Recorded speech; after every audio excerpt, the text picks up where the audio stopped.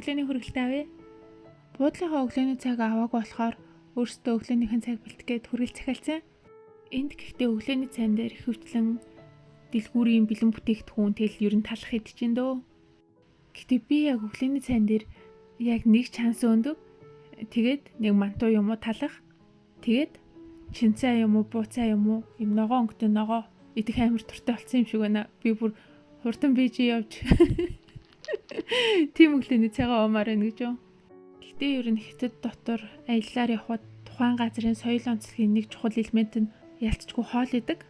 Тэгээ хятадууд угаасаа хоолыг айгүй их чухалчилдаг болохоор тэгэл би тийшээ аяллаар явна гэж хэлэхээр очоо тийм хоол идэрээ ийм хоол идэрээ ч юм уу тий. Тэгээ тийшээ явж исэн гингүүд тэнд юу ицсэн гэл дандаа идэх юм асан за. Яж чад би тийм сэдвт ер нь би хоолны аппетит айгүй өндөртэй болохоор тэр талаар хоолны талаар ярилцах бас амар дуртай гэж юу. Тэгээд одоо яг энд ирсэн байгаа Шандун ч ингээд юм далайн иргэн хот штэ тийм болохоор ер нь далайн хүнсээрээ илүү алдартай. 小猫立刻生气了，把小兔打哭了。呀，小猫的身体也胖了一点。小狗家的门铃是会唱汪汪歌。小羊家的门铃会唱喵喵，不对，咩咩咩歌。小猪想我家的门铃歌唱什么歌好呢？好听呢。 Өнөөдөр нөхөр хүү хоёр маань далай дээр очиж тоглоно гээд тэгэд би бас нэг айхтар дуртай биш дээрээс нь наран түлэгдчихгүй гэж аагаад за та хоёр орой 5 гэхэд хүрээд ирээрээ гэд тэгсэн байхгүй юу.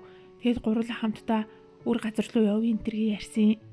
Тэгсэн чи ирэхгүй за бүр орой 7 цаг болж байхад намайг гараад ир гэж байгаа байхгүй юу.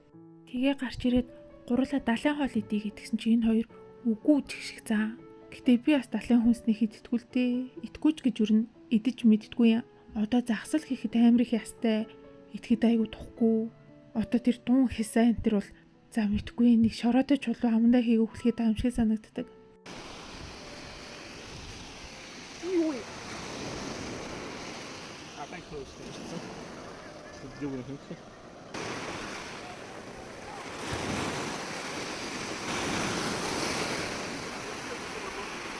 Нэг цагт боловсон юм шиг нэг.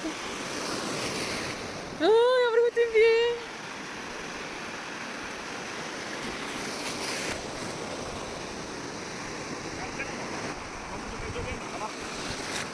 За тэгвэл чи миний бичлэгийг хийгээд өг. Намайг аль тат яв турхаа гарах талаас нь шүү заяа.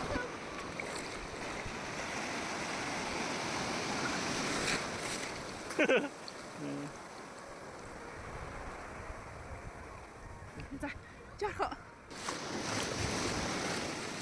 Минийхөө. Энд гэхдээ баг өдрөөс илүү шөнө нь гоё юм байна. Өдөртөө нөө төлөгдчихнэ гэж яагаад тэгээ дээрэс нь хүн арай их байдаг болохоор жоохон тиймэрдүү. Шөндөө болохоор илүү гоё юм сэрүүхэнд үзаа. Тэгээ давлгаа нь илүү хүчтэй. Нэг тийм гоё болчт юм байна. Гэтэ шөндөө нэг давлгаа нь хүчтэй болохоор ч тэрөө далай дотор нэг амтан гараад ирд юм байна. Залхаг гэд нэг өнгөгүй нэг цэлцэгнүүр шиг амтан байдэн штэ тий. Тэр жоох их гараад ирд юм байна. Тэгээд нөхөр хүү хоёр болохоро дараад тоглоод исэн. Би тийм амтан дургүй шалшиж. Тэгсэн чи амар инээдтэй за яг миний купальникны одоо дээд талаас ингээд тутагшоогоо орцсон за одоо яг миний хоёр мөөмний голд гэх юм уу. Яа би тэгээд юу орчвоо гэд ингээ гараа хийгээд гаргаад ирсэн чинь нэг одоо нэлцаасан нэг том нус шиг гэдэгхгүй юу. Энийг муухай юм за. Тэгэл ёо шо далайд нь тавьцаа шалшиж хүрээд хүн маань гар дээрээ орчаал хараад хүрх юм байна гэж тоглоод ирсэн надад л ёстой тийм биш. За өнөөдөр бит гурав улаан уул гээд энтхийн энэ аялал зохицуулбарын газар ирлээ. Яагаад энэ уулыг улаан уул гэдэг үлдсэн бэ гэхлээр за домогтой уул энд луунууд амьдардаг гэсэн гэдэг. Тийм болохоор улаан харагддаг гэж ярьдаг. Харин арай шинжлэх ухаанчаар бол энэ хадан уулын чулуунууд улаан өнгөтэй улаан туяа цацруулдаг гэдгээс улаан уул гэж нэрлэдэг гэсэн.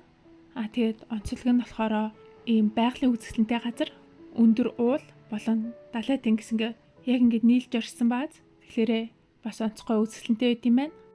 Тэгээд ийм цэвэр үзэсгэлэнтэй газар одоо юу ингээд сүүлийн үеийн шинэлэг техник технологиг хослуулахад арай утгагүй шүү дээ. Тийм болохоор ер нь анзаараад байхад байгалийн үзэсгэлэнтэй газрыг илүүтэй шашинтай, буддизмтай, бясалгал гэгэрэлтэй ингэж холбож үзүүлэх нь илүү зөв хоршоод байх шиг харагдаад идэв. Энэ газар бол яг тийм газар. Одоо буддач байна. Одоо Хятадын даовын үзлийн бурхан шүтээнүүдч байна. Гэтэ энэ газараас Солонгос болон Япон ойрхон шүү дээ. Тийм болохоор яг энэ хэсгийг Хятад, Солонгос, Японы соёлын төв гэж ярьдаг. Тийм болохоор шашны үзлийн хувьд харьцангуй нэгдэж оршд юм байна. Одоо жишээ нь Хятадууд л гэхэд далайд гарахдаа далай тэнгисээ харагдах зорилгоор энд ирээд одоо даавын үзлийн бурхан шүтээнүүдэд залбираад гардаг гэж байгаа байхгүй юу? Харин эндхийн буддийн бурхнуудад бол илүүтэй айдслал, илүү аж аргалтай, тайван амьдралыг хүсч мөрөгдөг гэсэн. Надад энэ газар аглаг бүтээлийн хийтдээ нэлээд төстэй санагцсан.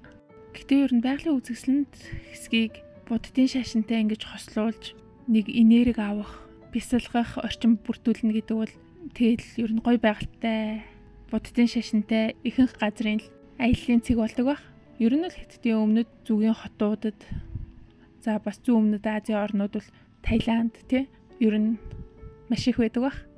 Энэ газрын нэг сонин санагдсан юм нь итгэл бишрлийг нэг мөнгөөр үнэлээд ах шиг санагдсан. Түрүү яг тийм болсон юу вэ? За жоохон байж арай.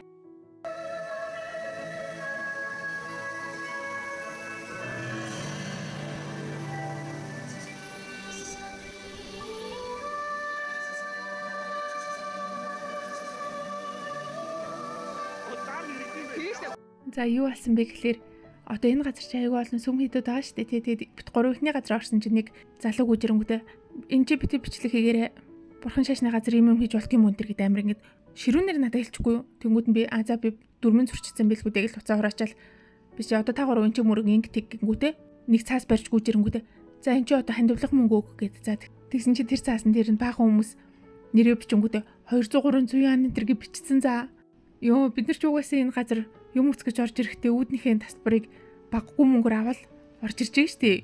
Хандив гэдэг чинь сайн санааны үйлдэл болохоос биш. Тэгж худлаагасаа хүчилсэн, ууралсан маркаар ингэж хүнийг бажигдуулж авдаг зүйл ууг нь биш. Тэгсэн чи тэр яг тийм зоригтой байсан за. Тэгээд нөхөр бантаж бажигдсан да 20 он нөгөөд гарсан. Тэгээд дараагийн сүмлөө орох гэсэн чи миний урт нэгтэй зал байсан аахгүй юу. Тэгээд тэр орсон чинь үүдэндээ суудаг хүн нэг юм уугуулсан хүж авчираад тэр залуугийн гаранд барилсан байхгүй юу. Тэгсэн чи тэр ихтэй залуу тэр хүжээ барьж агаад бурхан мөрөгчөөд нөгөө том сангийн бопер шиг тэрэнд хүжээ буцааж хийчээд гарах гэсэн чи үүдний хүн хөө чи түрүүн хүж авсан бистэй 80 ана түлхсэн гээд ёо яаж надад өгчөөгүй. За бай бай.